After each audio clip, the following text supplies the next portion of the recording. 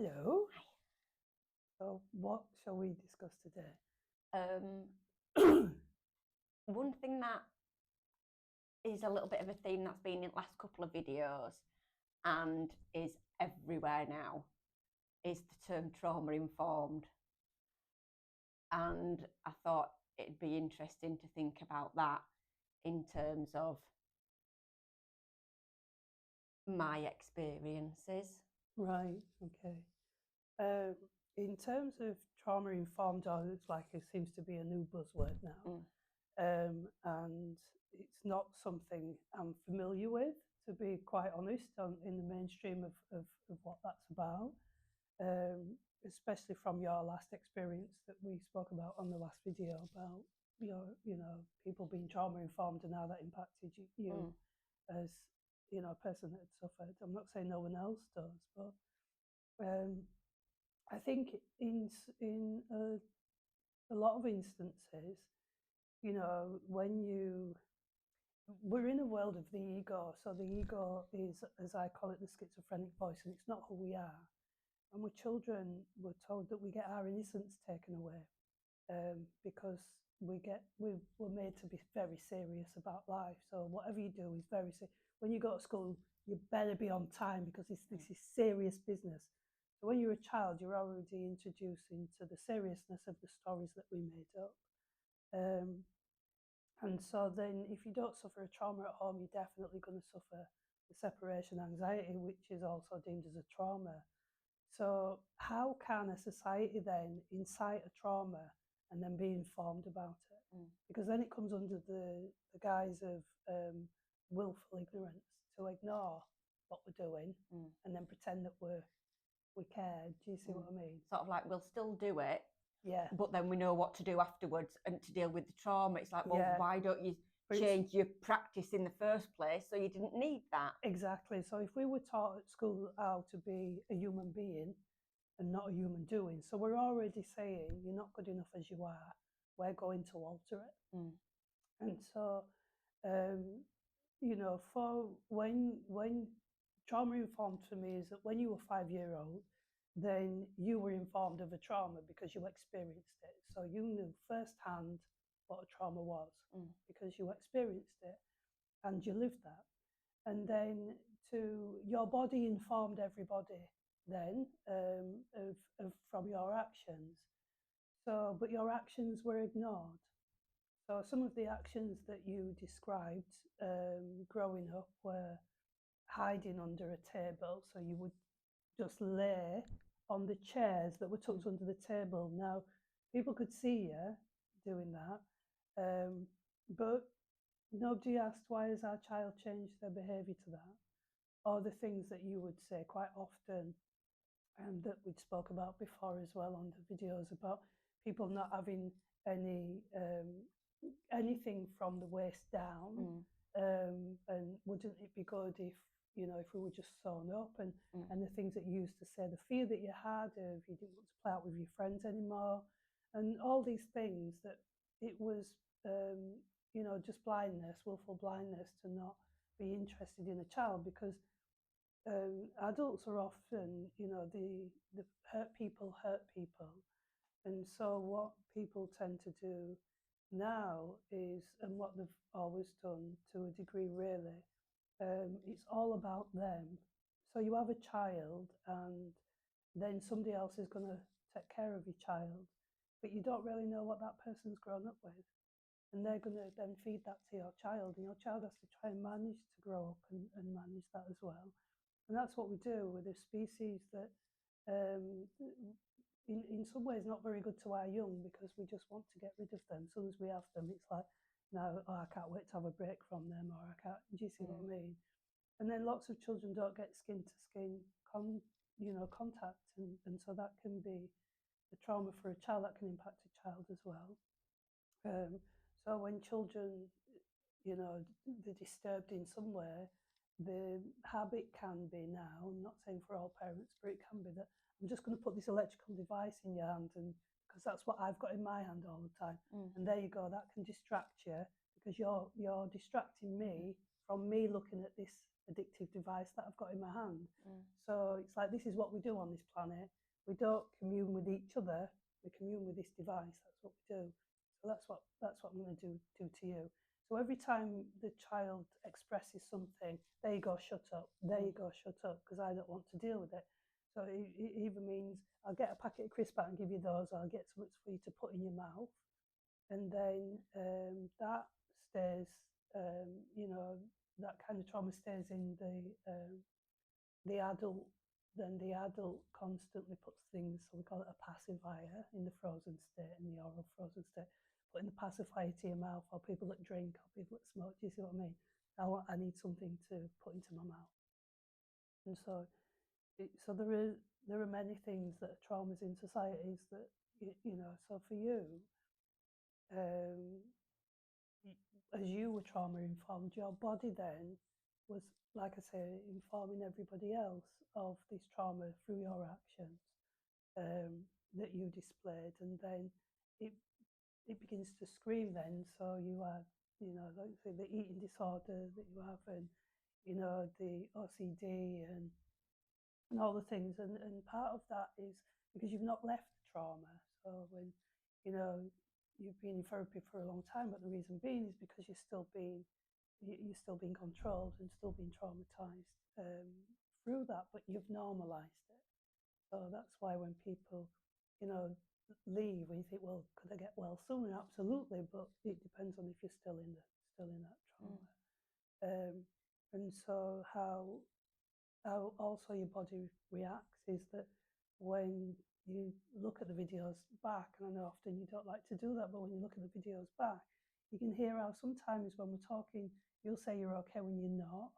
So I'll notice, and we discussed that about how a part of your body might be shaking, and check that you're okay about that, because that's what I noticed. Or your inner child will come out, so you'll do the child voice. Your child voice comes out then, so you notice a change in your voice then. The way that you sit as well, the way that you sit in your child self as you do, is that you sit up straight and hold yourself together. Do you see what I mean? Everything's closed as well, so you don't want to really let anyone in. Your feet turning when your little girl comes out, your feet turning into the little girl, yeah. So you look and you can see that. So it's those things that you notice about people that quite often when people they might try to please the other. As you know about that, the people pleasing. So it's doing things like that. When people say, I have to do that, and I have to do that, and I have to do that, and it's like, why do you have to? So there are these things that we do. It was, I think it was called Watts. I'm guessing, I think Erich Watts in 1960. He articulated it absolutely beautiful about, and then it was called insanity. That the world that we're in is insane. That he recognised. He was a German, but he went to live in America and recognised the insanity in the West of that, because we've normalised these traumas. I think he was a German or a Jew. I can't remember which, so you'll have to check that out if you're interested in. But yeah, it's those recognise that how we've normalised insanity because everybody does it.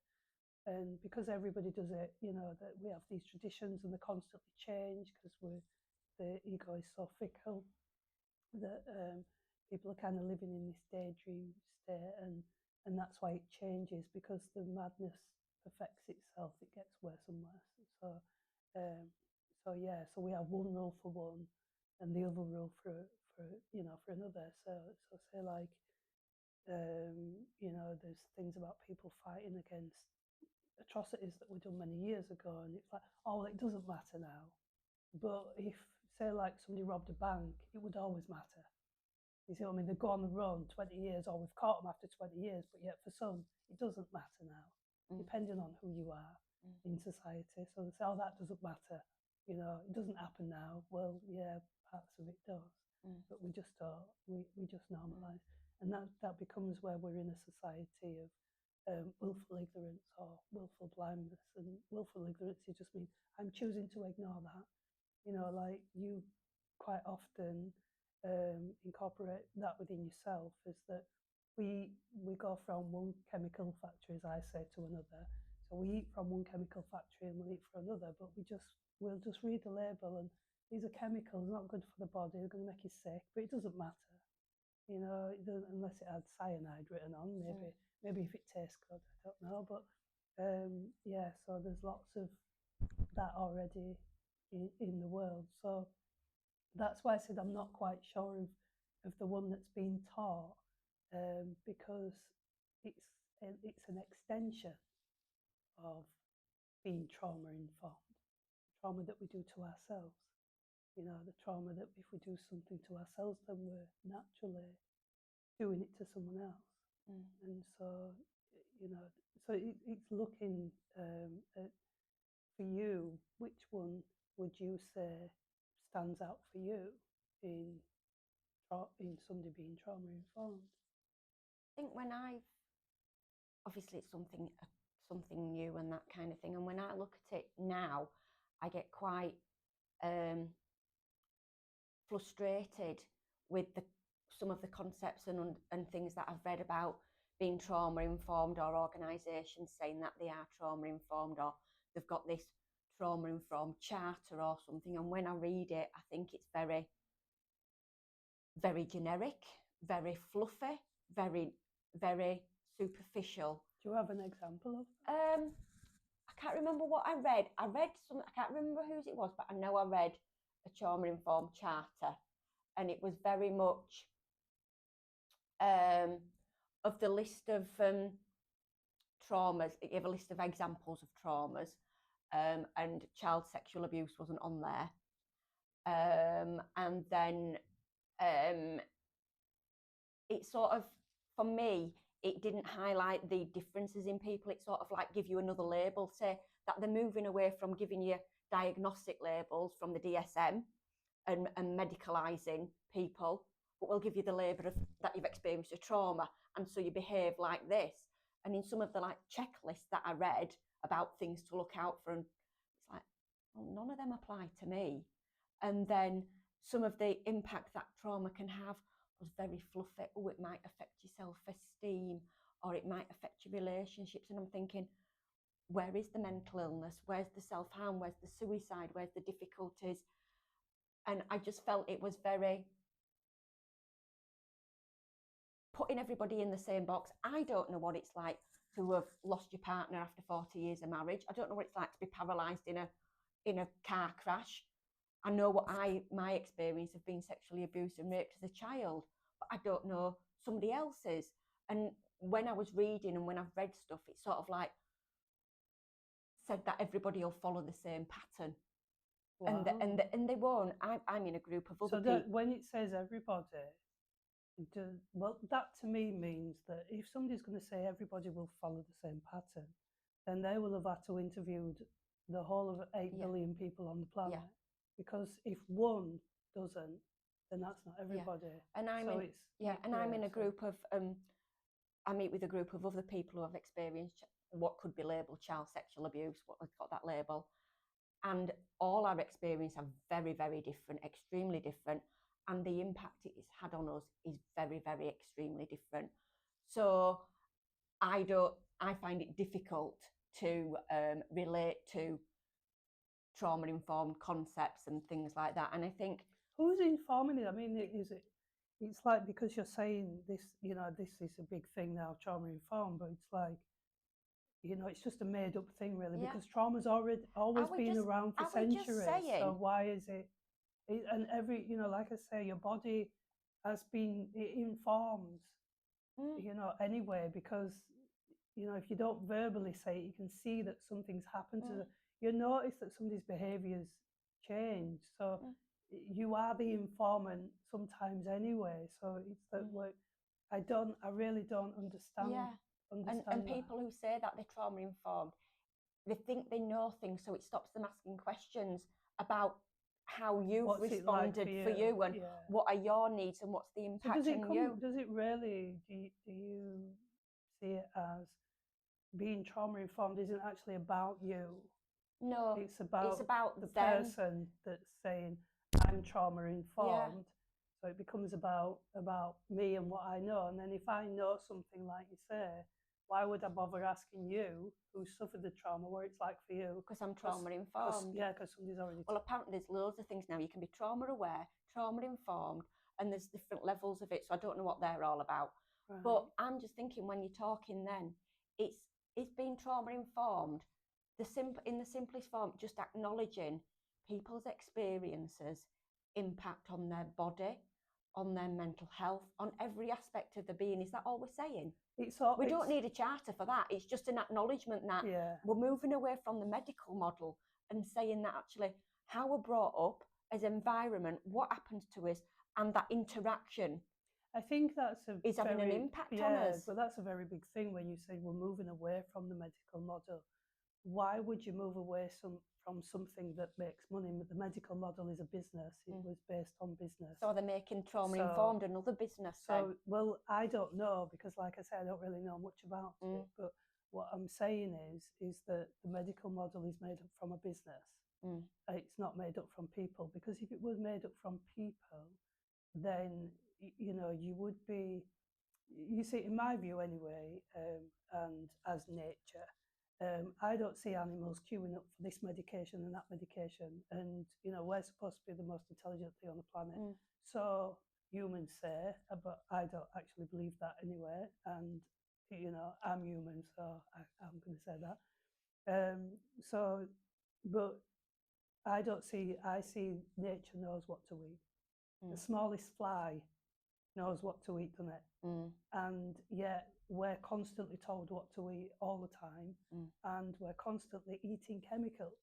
Not everybody is, but the majority of us eat chemicals, and chemicals are making us sick. And then we take more chemicals. And like I've said before, a mechanic who doesn't have a PhD, who isn't a professor, as far as I know, some of them might be, but if I took my car to a garage, what will they do? Let's find out the root cause and let's put that right. Do you see what I mean? And then it's put right, and then you drive it away. But if I go, can you just give it a pill? No, we can't do that, love. Yeah. No, put a bandage on it. Yeah, we can't do that. Really, we can do a temporary thing, but you need to come back, and really, we have to have a look and find out. When the fire brigade come out, what do? We need to find, we'll just switch your alarm off. It doesn't matter. We'll do that. Yeah, they don't switch it off and then go, do they? They want to find out where the fire is, what started the fire, what's keeping the fire going, how to prevent it happening again. So that's what I'm saying, is that if you're informing somebody of something in the way that I see it anyway, and everybody can do it their way that suits them, is to find the cause and then to go from there. So if I need to know about a trauma, I can see the way that, I can see your body's informing me of that. And the other thing, what I don't know, then I just ask, how does that impact you? It's just the question, how does that impact you? Because sometimes if we don't have to, we might not want to open that box. If you've experienced, when you've gone into healthcare before and said, well, that's out of my remit, I can't deal with that, so I can't ask that. So then it becomes where you become, you're not a whole person that's just walked into a room. You've just been put into parts, into the medical model. We only want this bit. Yeah. We don't want the whole. Well, the whole of me is here. No, you're not. You're in bits. We've put you into bits. So you have to set that bit over there, that bit over there, because we don't want the whole of you. And that's the same, that as we were taught about being a human doing, we're not really interested in you. We're interested in what you do, what we want you to do. And that's the very thing that we start with when we're born. We're not interested in who you are. The you is I am. Yeah, you're born I am. And then as soon as you're born with the I am, that's what you are, consciousness. And then you're going to get added on with labels. This is your name. This is what you're going to be called. This is what your sex is called. This is what that's called. This is what that's called. And, this is what you're going to do. We're not interested in you. it would come out as a, and so that's where it says in your innocence, that lovely smiley face that you had that babies are, they're going to wipe that off. You have to get really serious, because our made up story when you come on this planet of all the made up stuff, that's serious business. And we're going to make you work, and you can fall off the end. And one thing that I think the focus, when we talk about trauma informed, the focus, like you say, it goes on being informed and knowing what to do. And I think the focus should, to be fair, not be on the trauma, not be on knowing what to do, but be on that care bit. Yeah. You know, when they say trauma informed care, it's about that care bit, having that interest and really getting to know someone and understanding both the way the mind and the body work and how they can work separately. Because I know that when we've talked in sessions and stuff, you've asked me if I'm all right, and I'm like, yeah, I'm all right. But you've said, well, your body's telling me something different from the way that you sat, the way that you're speaking, the tone of voice has changed. Or I don't know, I can remember I would have standed at one place, you were saying about how my tongue is in a different shape, so the sound of my voice changes. Like, so you brought me aware of stuff that my body was doing that I'm not aware of and haven't been aware of, because it has been that willful blindness. It's been ignored and being just something to from being little, something that has been wrong. Be naughty, be quiet, be not. You're being naughty. You be, when I verbalised or whatever behaviour, what you're being naughty, you're rude, you're bad, and this, that, and other. So it was like, cover that bit up. Don't talk about that bit. Don't explore that bit. We just don't like it, and we don't want it to exist. Well, there's really, when you see for children, where is it where a child can take that? Do you see what I mean? So it's that where you know, when, say for instance, when you take a child to school and they cry, we've normalised that. We've normalised that separation anxiety. They all do it, so it's okay. Yeah. And the child doesn't want to go, and they might protest, but it's what we all do, so you're going to go. And so you have to suck it up. So you know, you're going to have to bury that, because we're not really interested now in that. And there's some children that they you know, they want to go, they like it, but it doesn't mean that the same thing can't happen. And so it's that where you're being mindful of, you know, what are we doing to ourselves and each other? That if we learn to do something growing up, then that's exactly what we're going to pass on. Like I say, if somebody teaches you 2 + 2 is 4, you know, how do you know it's 4? Because they told me. And how did they tell you? Well, they made it up and said, if I put that there and that there and add them both together, then it makes this shape. And how do you know that shape's real? Do you see what I mean? We don't. We just do as we're told. And because we do as we're told, because we're relying on the people that, you know, that have already been here, if they learn something wrong, that's all they can teach you. If they have an opinion about something, then that's all they can teach you, rather than saying, well, tell me that you've been to the ends of the earth then to explore this. Or is it just something, because you know for yourself, in your own mind, how many times is that egoic chatter in your head, as I call that schizophrenic voice, like internal dialogue, how many times has it lied to you? Loads. There you go. But at the time, you believe it and you believe it's gospel, even if it doesn't make sense. Yeah. Even if it doesn't make sense. Yeah. Even when, you know, you've picked holes in some of my stories and some of my beliefs, and I will still swear blind that it is the truth, and I know it, and I am horrible, because and I am this, and I am that. And it's all a lie, because we're taught these all. We pick up that we're not good enough, so we're on this chase to be good enough. And if I wear these things, I'm good enough. And if I have this, I'm good enough. And it's like, it's got nothing to do with you. It's funny you've said something about school and about that. I remember at high school, I was, as a primary, infant, junior, dragged, kicking and screaming, all that carry on. By high school, I'd learned there's not much point, because no changes anyway, you still have to go. I remember quite vividly having one meltdown one Sunday night and really screaming that I couldn't face going the next day and all this carry on.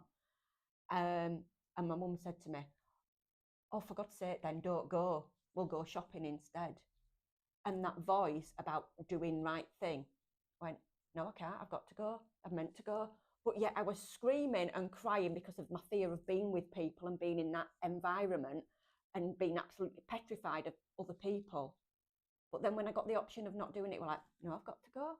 Because I'm not allowed to. It's wrong if I don't go to school. By that time, you know, when you think the story of the elephant, where the elephant, when it's young, it gets captured, and then they put a rope around its neck, and then this is our pet, and everybody pays for the pets and things like that, because that's what we do, enslave people, or enslave things. And so we've just normalised doing that. And, you know, so when the elephant grows to an adult elephant, you know, it could trample its owner and it could snap the rope and take itself off, but it's not going to do that because in its mind it's been imprisoned. And so it doesn't believe that, just the same as, you know, you're explaining now, that our minds have been imprisoned. Then I can remember going to court when I was a child for not going to school. Could you imagine taking a child to spot in a world where we believe, do you see what I mean, that we're imprisoned, but we believe this lie that we're free. We don't believe that we're you know, we see these people as in a dictatorship and things like that. We're taught, well, you're not. Well, that seems like a dictatorship, because to take a child to court for not going to school, this is serious business. This is what you need to comply with us, and if you don't comply with us, then you're going to get into trouble, and we will take you away. We will threaten you. Now, that to me is it, you're in a prison. That's a form of slavery. If you don't do what we want you to do, doesn't that come under the Slavery Act? That even as a child, that you have to do those things. So this is what Watts was talking about, in that, you know, this insanity. If we think that it's called civilized, it's like, what species would do that to their, you know, scare them to death, you know, at such a young age, and say this is what you have to do. But equally, what it did was, like with, you know, parents, they feel, I have to take them there because somebody owns us, somebody's going to threaten us, somebody says that this is what we have to do. It's been orchestrated, so we'll do that. Well, we have to work, so we have to do that, and this is what we have to do. And it's like, and people can't, well, what would we do if we didn't do that then? And that's how strong, powerful the control in the prison is because what would you do if you didn't do that? And some people can't think of a world that isn't like that. Yeah. It's like, well, some people can, but some people can't think of, well, what would we do? Because then it taps into being good enough. I might lose these things that I have, these things I've collected on the planet. So when you think about the human being, if you're going to be trauma informed, then it has to go to that. It has to. It can't. You can't. We add things in, and we have different stories for different things. But it's like, we just want to open this box, but don't speak about that one. Don't tell us about that. We don't really want to know that one. That you can you know, you can have a job, and if you wear a uniform, you can go kill people. You can kill other human beings because we'll tell you a story about them. Do you see what I mean? But how do you know the story's true? How do you know unless you've literally gone there yourself? Because it's like, you know, called Gulliver's Travels, that we become gullible to things that aren't true, and then we believe them about each other. So that's very good if you want to, you know, you can see it sometimes in families where you might have a parent that grew up in that way, and so they'll divide the children. So they talk about the children, you know, they'll talk about, oh, well, you know, you're my favourite. Oh, and then it causes a rift between the children. And the children then have the rift between each other rather than looking at the one that caused it. Do you see what I mean? And that's, you can see that plays out in the world, because that's what happens in societies then. It spreads out that this society is better than this society, and they're this and they're that and they're that. You see, and it's a very good trick that if you can divide, you can conquer. and you can rule. And Mm. so, you know, when you're being divided from your family, and it starts like that. So it's there are many forms of trauma that go on in the world. It's just the ones that we choose to pick. Yeah. So, but there are some that, you know, like you'd normalise as you did, if you're not brought up to be taught about yourself, taught about who you are as a human being, taught to be your own best friend and have your own back, taught to love yourself in that way, not in the egotistical way, but to really love yourself and want the best for you and your body, then why would you know to listen to it? So it's that. Why? How would you know to listen to it if no one And I taught you didn't. I ignored myself. I hounded myself, and any feelings or difficulties I had, I didn't know there was a trauma response, because anything that was not acceptable was classed as being naughty. So I saw what were my trauma responses as me being naughty or me being a bad person, and that stayed with me throughout my life. But also because I was in that environment of other people knows best, your parents know best, school know best, doctors know best. When I became ill with my eating disorder and my other mental health issues, I never questioned what anybody else said to me, because I just accepted that they knew best and they knew enough for me. And so I ignored my body, what my body was telling me about what I've been through. I ignored how I responded to things, because I wanted to please people and fit in with what they wanted me to do, sort of thing. And when I didn't, I was criticised. I was threatened with discharge, and those when I didn't behave like how I should with that label and that kind of thing. And it isn't till through therapy that I'm learning to actually notice how my body responds and how that links with my thoughts and my feelings, but how sometimes it can be quite contradictory. Like, I'll say I'm okay when my body's telling me I'm not. When I see the person who abused me as a child, my body will react before I even cognitively recognize it's them. Yes. I will know that they are near me because my body will tell me. And it's that instinct that your body has that quite often, you know, when we have that instinct and it's building on that, and it's saying, where does that instinct come from? Why hasn't anyone really taught me about that's just being ignored. things? We don't deal with this. We just deal with the bad behaviour and the stuff that we don't like. When you're quiet, we like you. When you're not causing a fuss, we like you. But when you're having a tantrum, when you're being difficult, when you're being, these what labels I'll give, when you're being awkward, we just want to shut you down to go back to being quiet. So I guess what you're saying is, from your experience of, you know, being of trauma informed and your experiences growing up as well, that you accepted these things when you were growing up. So quite often, number one, you said, I ignored myself. Well, you didn't really ignore yourself. What it looks like what you did is that I didn't really ignore the symptoms.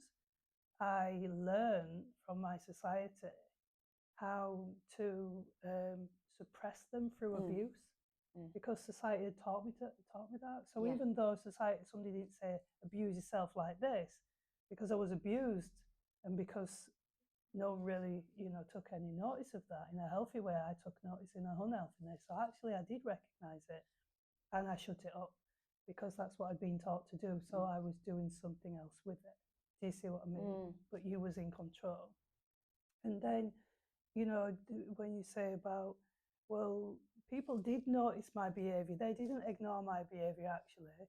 What they did do is they called me names from my behaviour to shut me up, because they'd been taught to shut up, because we aren't being told how to be human beings. We've been told how to be human doing.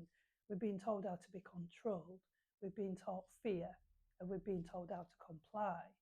Do you see what I mean? So actually those things are there, but we just look at them in a different way. And then what we do is, for when you're saying about trauma informed, well, it's just like we just start to invent things that are already there. We start to say, oh, let's do something with this one. It's like so that's what we're doing now. We're just doing. We've found something new to talk about. We found something new to use as a training course, and that's what we'll do. These things have already been there in society. It's like all of a sudden noticing grass. Yeah, we've noticed it's always been there really as grass, but let's go have grass meetings about that. Do you see what I mean? And I'm not saying it in a way to damn people's intentions to do trauma informed, but it sounds like that's how it feels from what you've said about it's not really been beneficial for you. Yeah. And from you looking into it, it hasn't been beneficial for you. So it's become like an object that we've picked out to have a look at, to say, let it look like the word care. Often we might go into something and it have the label of care, but sometimes that word can be almost like a monopoly of, well, am I going to get cared for? Are I going to get cared for? Do you see what I mean? So it's like that you can go into care and then people have awful experiences as you did. So you didn't see it as care, you saw it more as a punishment. And then some people can go into a caring environment and feel, I was cared for them. So that becomes, so you can see the stories in the ego are quite fickle. Sometimes there can be this and sometimes there can be that. So, and the truth always remains the same as far as I know. Yeah, and as far as I believe, the truth will remain the same for every single 8 billion people on the planet. And if it doesn't, it can't be the truth. It has to just be your personal experience of something. It's your truth, but it can't be the truth. Do you see what I mean? Yeah. So does that answer your question about trauma informed, even though I can't answer it from the perspective that you know about it? It does, and it sort of like reinforces what I was thinking about, that such sweeping statements about being trauma informed, it forgets the individual. Yes. And that's the key to being properly trauma informed, is you don't know until you speak to the individual or observe the individual, be with the individual, and that kind of thing. That if you're going to be trauma informed, it means going with an open mind and work with somebody alongside somebody. Yes, not have a list of, like you say, you described it as a list. You don't have a list of saying it's this or this, because then it's like describing, there are some things that people have been labelled with, but they can't. Say like you had chronic fatigue. You have chronic fatigue, you cannot describe the feelings of chronic fatigue really, because it's like flu. It's like, well, no, it's not, but that's the nearest that you can get for another person to understand, what you're feeling or what you're going through. But it's like, well, no, flu is nothing in compared to that, because with flu, you're going to get over it. Do you see what I mean? Yeah. So it's just that we end up, and it sounds like that's what you're saying, that there's a laundry list of labels, and if you don't fit them, now that in itself, could be detrimental. That you could be, you might take that as it's me again. Like some people, sometimes we're even like physically, oh, you've just got a funny body. You don't react to the same way that everybody else does. You've got a funny body, rather than saying, well, you act perfectly normally because you're a human being. You're not a clone of everybody else. Do you see what I mean? Yeah. So it just opens up, I guess that's what I've done, is opened up a can of worms to say, I don't really understand it, to be quite honest with you. And I think that's a really good representation. If you're being in trauma informed, you're willing to open up a can of worms and see what's in there and deal with what's in there. Yes. Not going with, I know what's in there. Yes. It's about that willingness to explore. Yeah, and just to say, this is what I see, this is what I notice, can you, you know, do you confirm that or not confirm it? For you to be able to have a look at your body yourself, like you were, you know, is that what I do? Well, that's what a I've lot noticed. of it is like, yeah. What does it feel I didn't like? know that. Yeah. What does it feel like when you're doing that? Can you recognize it happening now? Can you see what do you feel when that's happening now? It's just an exploration into another human being, and I'm interested in what's going on for you. How does that feel for you? How do you? The word I like, that? and one thing when I first started therapy, my therapist said that I wasn't capable of doing because I was so fixed in my beliefs and stuff like that. Wonder. Yes. It's about wondering. Yeah. And it's been willing to open that can of worms and let's have a wonder inside what is in there. Yeah. How do you feel after that? Okay, really helped me. Good. Okay, shall we end there? Yeah, thank you.